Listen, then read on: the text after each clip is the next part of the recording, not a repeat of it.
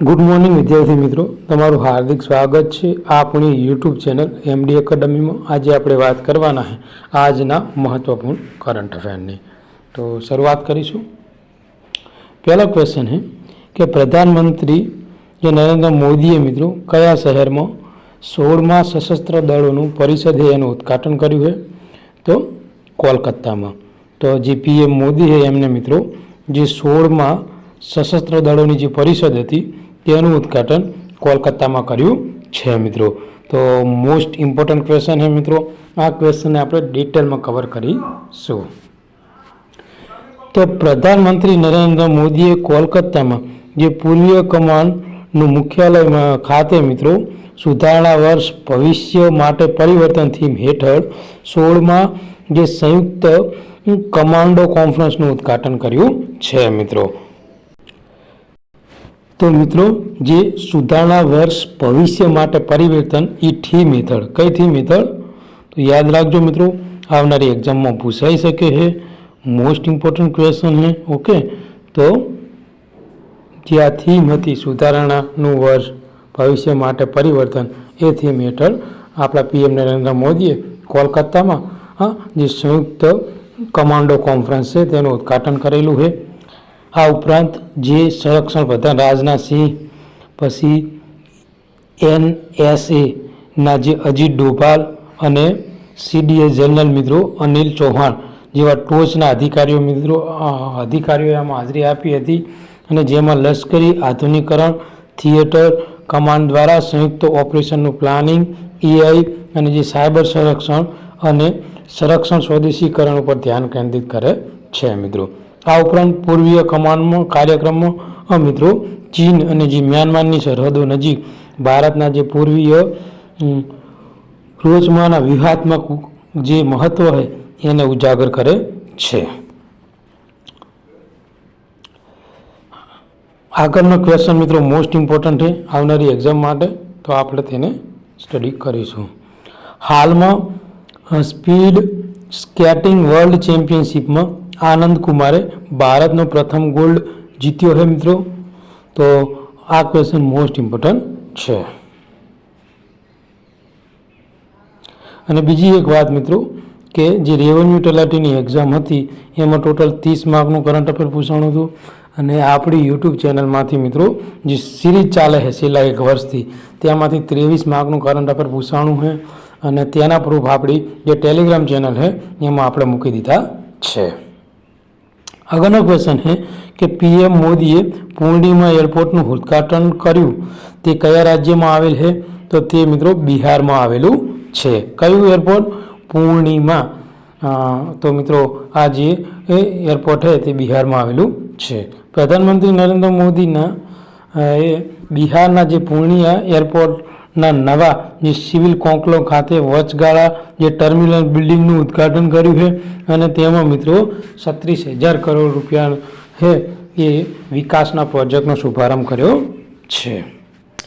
મુખ્ય પહેલોમાં જે ભાગલપુરના પીરપોટીમાં 3/800 મેગાવોટનો thermal power જે રાજ્યના સૌથી મોટો ખાનગી ક્ષેત્રનું રોકાણ છે।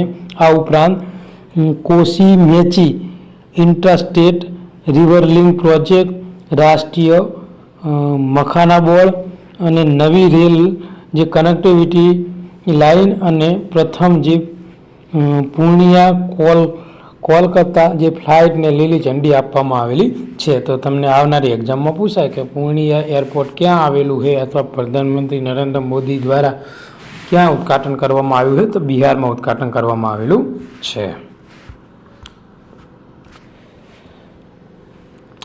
હાલમાં કયા દેશ સાથે મળીને ફ્રીડમ એજ લશ્કરી કવાયત શરૂ કરી છે?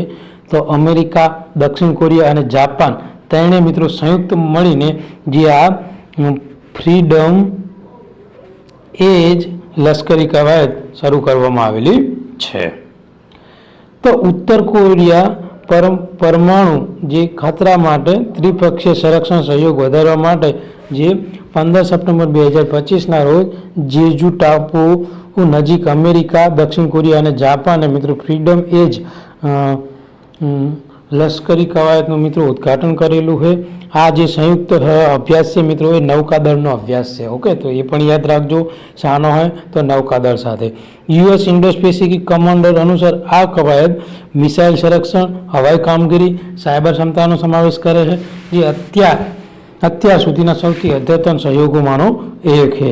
અને ઉત્તર કોરિયાનો જે કિમ યોંગ જોંગ છે તેના દ્વારા મિત્રો શક્તિનું અવિચારણી પ્રદર્શન ગણાવીને નિંદા કરી છે. પરિણામે ચેતવણી આપી છે અને યુએસ પરમાણુ અને જે દક્ષિણ કોરિયાના પરંપરાગત જે સંકલિત આર્યમેન ટેબલટોપ ડ્રીલ જેવા સંબંધો ઉપર ટીકાત્મક કરે છે. મિત્રો દર વર્ષે મિત્રો ક્યારે વિશ્વ ઓઝોન દિવસ મનાવવામાં આવે તો 16 સપ્ટેમ્બરના દિવસે મિત્રો વિશ્વ ઓઝોન દિવસ ઉજવવામાં આવે છે. આ ક્વેશ્ચન મોસ્ટ ઇમ્પોર્ટન્ટ છે. અત્યાર સુધી 15 વાર મિત્રો આ ક્વેશ્ચન ગવર્મેન્ટ એક્ઝામમાં પૂછાઈ ગયો છે, એટલે આની થીમ પણ આપણા માટે ઇમ્પોર્ટન્ટ છે. જોઈશું કે સૂર્યના હાનિકારક જે અલ્ટ્રાવાયોલેટ કિરણોથી પૃથ્વીનું રક્ષણ કરતા જે ઓઝોન સ્તરના મહત્વને જાગૃતિ લાવવા માટે 16 સપ્ટેમ્બરના દિવસે વિશ્વ ઓઝોન દિવસ ઉજવવામાં આવે છે. મોન્ટ્રીયલ પ્રોટોકોલ 1987 પર હસ્તાક્ષર કરી અને આ ઓઝોન હે મિત્રો એ દિવસ ઉજવવા માટે મિત્રો કરાર કરવામાં આવ્યા હતા. અને આ વખતની થીમ શું છે તો આ વખતની થીમ છે વિજ્ઞાનથી વૈશ્વિક ક્રિયા સુધી. શું છે થીમ? યાદ રાખજો મિત્રો, વિજ્ઞાનથી વૈશ્વિક ક્રિયા સુધી, જે 2025ની વિશ્વ ઓઝોન દિવસની થીમ છે. મિત્રો હાલમાં જસ્ટિસ એમ સુંદરે કયા રાજ્યના હાઈકોર્ટના મુખ્ય ન્યાયાધીશ તરીકે શપથ લીધા છે તો મણિપુરના મુખ્ય ન્યાયાધીશ તરીકે એમ સુંદરે મિત્રો હાલમાં શપથ લીધેલા છે. તો જસ્ટિસ એમ સુંદરે 15 સપ્ટેમ્બર 2025ના રોજ ઇમ્ફાલના રાજભવન ખાતે રાજ્યપાલ અજય કુમાર ભલ્લા અને મણિપુરના હાઈકોર્ટના 10મા નંબરના મુખ્ય ન્યાયાધીશ તરીકે તેઓ શપથ લીધા. તો કેટલા નંબરમાં? 10મા નંબરના. ઓકે, તો મોસ્ટ ઇમ્પોર્ટન્ટ ક્વેશ્ચન છે, આવનારી એક્ઝામમાં પૂછાઈ શકે છે. અને તેમનું કોનું સ્થાન લીધું છે તો કેમ્પૈયા સોમશેખરનું તેમને સ્થાન લીધું છે, જે હાલમાં નિવૃત્ત થયા છે. હાલમાં ખાલી જગ્યાની ઉપરાષ્ટ્રપતિ જે સીપી રાધાકૃષ્ણ છે તેના સચિવ તરીકે નિયુક્ત થઈ છે. તો અમિત ખેર છે એ મિત્રો આપણા જે ઉપરાષ્ટ્રપતિ છે સીપી રાધાકૃષ્ણ તેમની મિત્રો મુખ્ય સચિવ તરીકે આ અમિત ખેર એમની નિમણૂક થઈ છે. પિયુષ ગોયલ કોણ છે તો પિયુષ ગોયલ મિત્રો જે ઉત્તર પ્રદેશ છે તેના મુખ્ય જે ખાણ વિભાગ છે એના મુખ્ય સચિવ તરીકે હમણાં જ થોડા સમય પહેલાં જ મિત્રો તેમને કાર્યભાર સંભાળ્યો હોય, એટલે યાદ રાખજો પિયુષ ગોયલ. ઓકે મિત્રો, ઉત્તર પ્રદેશમાં જે ખાણ વિભાગ છે એના મુખ્ય સચિવ તરીકે. પંકજ જોશી કોણ છે? પંકજ જોશી છે મિત્રો આપણા ગુજરાતના મુખ્ય સચિવ. ઓકે, તો યાદ રાખજો, મોસ્ટ ઇમ્પોર્ટન્ટ છે. હાલમાં આઈએનએસ નિસ્તારા એક્સરસાઇઝ પેસિફિક રીચ 2025માં કયા દેશમાં પહોંચ્યું હતું તો મિત્રો જે આઈએનએસ નિસ્તારા છે એ મિત્રો સિંગાપોર પહોંચ્યું હતું. તો જોઈશું આ ક્વેશ્ચન ડિટેલમાં.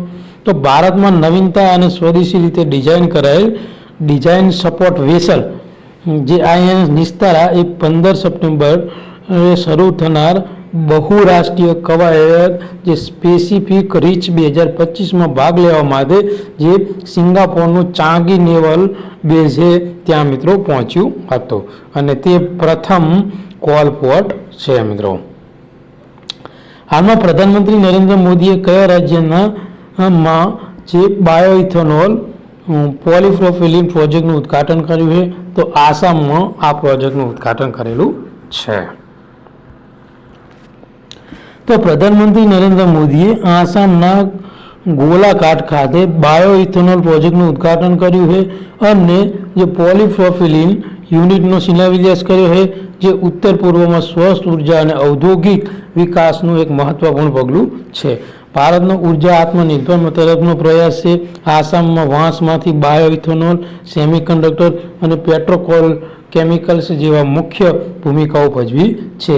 અને મિત્રો જે આસામમાં મોરીગાંવમાં 27,000 કરોડના ખર્ચે મિત્રો સેમિકન્ડક્ટર પ્લાન્ટ સહિત 18,000 કરોડના ખર્ચે મેક ઇન ઇન્ડિયા હેઠળ આત્મનિર્ભર માટે હબ તરીકે મિત્રો સ્થાન આપવામાં આવી રહ્યું છે. તો યાદ રાખજો, મોસ્ટ ઇમ્પોર્ટન્ટ ક્વેશ્ચન હે, પૂછાઈ શકે છે તમને કે કયા રાજ્યમાં બાયો ઇથેનોલ પોલીપ્રોપેન પ્રોજેક્ટનું ઉદ્ઘાટન થયું છે? તો યાદ રાખજો, આસામ.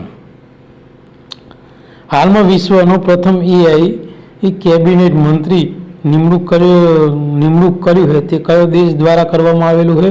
તો અલ્બેનિયા દ્વારા મિત્રો વિશ્વનું પ્રથમ AI કેબિનેટ મંત્રીની નિમણૂક કરી છે.